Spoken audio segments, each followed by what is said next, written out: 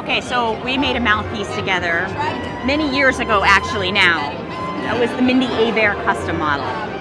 But that and this is the Mindi Abair custom. This is what comes after 7 more years of talking about it, listening to it, getting feedback. Yeah, we made it better. I gotta say, when we made our first mouthpiece, it took us over 2 years. It was like 3 years. Maybe 3. Yeah, maybe I lost count. But it was probably almost 3 years, and we worked really hard on it. This isn't something where he just came up with a mouthpiece and I put my name on it. Like, no.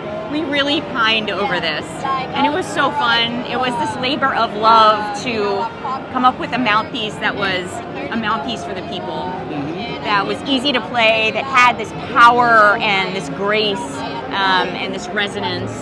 And so when we finally did it, I played it for a year, road tested it, and then you put it out. But then he calls me. How many years has our mouthpiece been out? A long time now. 3 years, 4 years? At least, yeah. I think, yeah. 90, 100 years, I don't know. Yeah. But then he calls me and goes, you know, some of that stuff we were trying to do that we were so laboriously working on, that, you know, he goes, I got the technology now. Yeah, when we first made this mouthpiece, there was a big learning curve for me, right, with alto mouthpieces. So Mindi really helped me kind of develop my chops, so to speak, as a mouthpiece designer.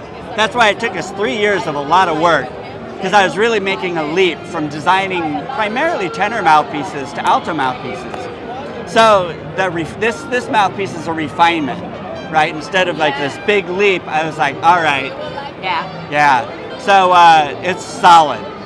This is like the solidified version of what we were doing with the Mindi One. I didn't think you could make it better. I mean, not that I don't believe in you. Yeah. I do believe in you. Yeah, but I didn't think you could make it better. I never do either. I was like, that can't be better. But then, you know, I had 4 models of kind of, hey, I took this way too far. I took this here. I took this left of center a bit. I did this. And one of them was just like, ooh. So we went with that one and worked on that, and here this is. And she comes to the factory. This is her dedication. She comes to the factory. We sit down. I sit there and carve on stuff. She tries it. Yeah, and he has these cool. You make them in plastic. I mean, this 3D printing.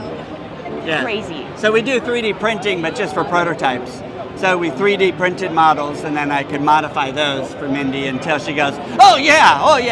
Whoa! If it sounds that good on, like, you know, red thin plastic that I could probably bite through, and I'm like jumping up and down like I was, then we know we found the mouthpiece. Yeah, because it always sounds better when you make it right. I mean, out of, you know, fully 5-axis fully formed metal instead of like, you know, layers of plastic. And that is the story of our mouthpiece. A labor of love.